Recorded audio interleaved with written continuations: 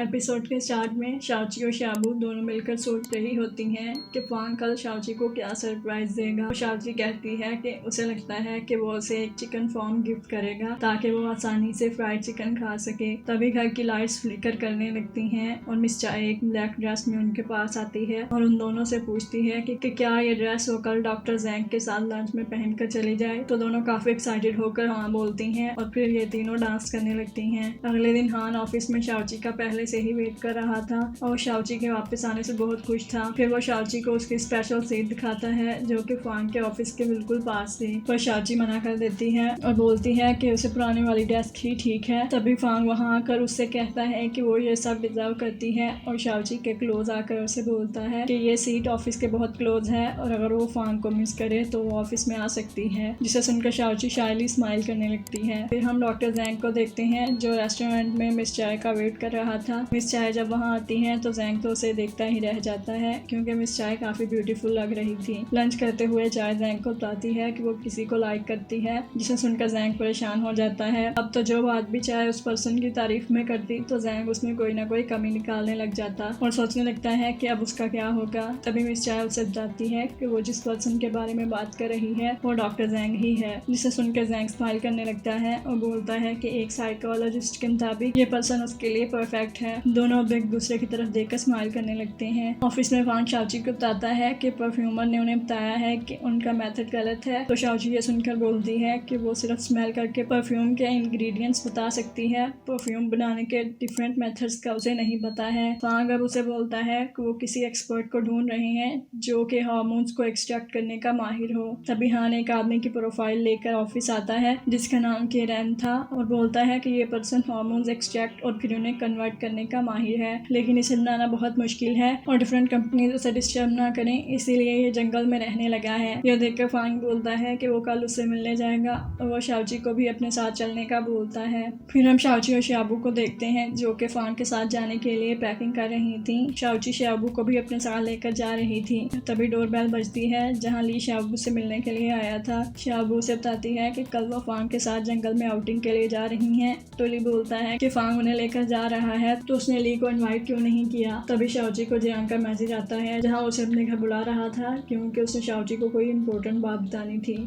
फिर हम जियांग को देखते हैं और यहाँ फ्लैशबैक से हमें पता चलता है कि फांग और शाओची को किस करते हुए जियांग ने देख लिया था। प्रेजेंट में जियांग बोलता है कि शाओची बहुत मासूम है और अर्थ पर ज्यादा देर रहना उसके लिए ठीक नहीं होगा, इसलिए उसके साथ जल्द केप टाउन प्लेनेट पर वापस चले जाना ही शाओची के लिए बेस्ट है। शाओची जब वहाँ आती है तो जियांग उससे पूछता है कि क्या उसने कभी सोचा है कि जब भी शाओची मुसीबत में होती है तो जियांग वहाँ आ जाता है और अब वो उसे अपनी रियल आइडेंटिटी बताने ही वाला था। तभी शाओची को फांग की कॉल आ जाती है जहाँ वो फांग से कहती है कि अगर वो कल अपने मिशन में सक्सेसफुल रहे तो वो हार्मोन्स एक्सट्रैक्ट कर पाएंगे, जिसे सुनकर जियांग अपना इरादा बदल लेता है। कॉल एंड होने के बाद शाओची उसे पूछती है कि वो क्या कह रहा था तो जियांग बोल देता है कि उसकी रियल आइडेंटिटी शाओची के गार्डियन एंजल की है और फिर वो ऐसे ही उसे घर वापस भेज देता है। शाओची के जाने के बाद वो काफी डिप्रेस हो जाता है पर उसका रोबोट बोलता है कि उसने बिल्कुल सही डिसीजन लिया है और उसे चीफ बनने की अपॉर्चुनिटी किसी के लिए भी जाया नहीं करनी चाहिए। अगली सुबह ये चारों अपने सफर के लिए निकल जाते हैं और चारों रास्ते में काफी एंजॉय करते हैं। जब ये लोग केरन के घर पहुंचते हैं तो वो इन सब की कोई बात ही नहीं सुनता और उन्हें वहां से जाने का बोलता है। तभी शाओची वहां एक ऑर्चिड का पौधा देखती है और उसे याद आता है कि ये ऑर्चिड केरन को उसकी वाइफ ने अपनी डेथ से पहले दिया था और वाइफ की डेथ के बाद से वो इस ऑर्चिड की देखभाल कर रहा है। तभी ये देखते हैं कि ऑर्चिड का पौधा सूख रहा था तो शाओची शाबू को उस ऑर्चिड की ग्रोथ कैरेक्टरिस्टिक्स को स्कैन करने का बोलती है। तो शाबू देखकर बोलती है कि ऑर्चिड की ग्रोथ के लिए पाइन बार्क का सॉइल में मिला होना जरूरी है, लेकिन इस ऑर्चिड में सिंपल सॉइल थी, इसलिए ये सब जंगल में पाइन बार्क इकट्ठी करने के लिए जाते हैं। फांग और ली अब और बार्क इकट्ठी करने के लिए जाते हैं तो शाओची को एक आइडिया आता है और वो इस प्लांट पर अपनी लव वेव्स फेंकती है जिससे ये बिल्कुल ठीक हो जाता है। ये देखकर दोनों बहुत खुश हो जाती हैं, पर तभी शाओची शाबू को कहती है कि वो फांग और ली से बोलेगी कि ये पाइन बार्क की वजह से ठीक हुआ है। फिर ये सब लोग वापस आ जाते हैं। ऑर्चिड को हरा भरा देखकर केरन उन सब की एफर्ट से काफी काफ़ी मूव होता है और वो हार्मोन्स एक्सट्रैक्शन करने वाले मटेरियल लेने चला जाता है। यह देखकर फांग शाओची को काफ़ी प्रेज करता है, जिसे देखकर ली और शाबू बहुत हैरान हो जाते हैं। फिर हम केरेन को देखते हैं जो फांग को हार्मोन्स एक्सट्रैक्ट करने और फिर कन्वर्ट करने की डिवाइसेस दिखाने लगता है। तभी वो उन्हें बताता है कि ये प्रोसेस बहुत मुश्किल है और उन्हें बहुत ज़्यादा क्वांटिटी में हार्मोन्स की ज़रूरत होगी।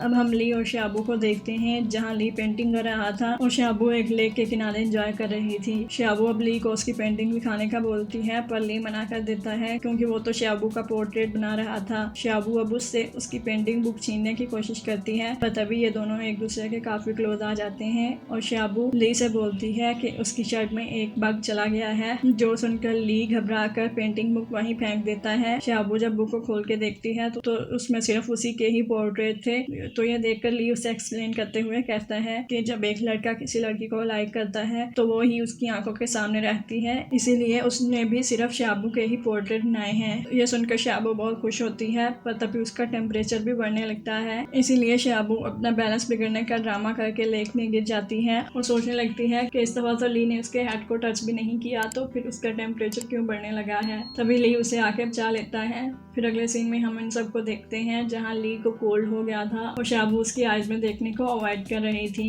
लेकिन फिर वो दोबारा से ली की आंखों में देखने की कोशिश करती है, पर फिर से उसका टेम्परेचर बढ़ने लगता है। ये देखकर वो सोचती है कि उसे यहाँ पर नहीं रहना चाहिए और ये प्लेस उसके लिए काफी डेंजरस है। फिर हम देखते हैं कि ये सब सोने के लिए टेंट लगा रहे थे, पर ली बोलता है कि वो उसमें नहीं रह सकता और वो किसी होटल में रहेगा। फिर वो अपने साथ शाबू को भी वहाँ से लेकर चला जाता है। शाओची और फांग दोनों अब आसमान की तरफ देखने लगते हैं, जहाँ शाओची गलती से बोल देती है कि इतने ज्यादा स्टार्स तो उसने लास्ट टाइम स्पेसशिप में ही देखे थे, जिसे सुनकर फांग हैरान होकर पूछता है कि मतलब। तो शाओची उसे अपने टीचर की कहानी का बहाना बनाकर टाल देती है। फिर फांग शाओची से बोलता है कि फ्यूचर में वो दोनों पूरी दुनिया एक साथ घूमेंगे, तो शाओची भी उससे कहती है कि अगर फांग किसी मुश्किल में हो तो वो भी शाओची को जरूर बताएगा। तभी शाओची बोलती है कि उन्हें ऐसे लोग किस तरह मिलेंगे जो हार्मोन्स प्रोड्यूस कर सकते हो। तो फांग शाओची से बोलता है कि जो लोग लव में होते हैं वो ज्यादा हार्मोन्स प्रोड्यूस कर सकते हैं, क्योंकि हार्मोन्स का मतलब ही इमोशंस हैं। ये सुनकर शाओची कहती है कि अब उन्हें कपल्स ढूंढने चाहिए ताकि वो हार्मोन्स कलेक्ट कर सके। तो फांग बोलता है कि वो ये भी कर सकता है और साथ ही वो शाओची को आई लव यू बोल देता है। इसके साथ ही ये एपिसोड यहीं पर खत्म हो जाता है। तो गाइस, ये थी आज की वीडियो एंड आई होप कि आप लोगों को ये वीडियो पसंद आई होगी। तो इस वीडियो को लाइक करके चैनल को सब्सक्राइब जरूर कीजिए। आपसे फिर मिलते हैं अगले एपिसोड में, तब तक के लिए गुड बाय।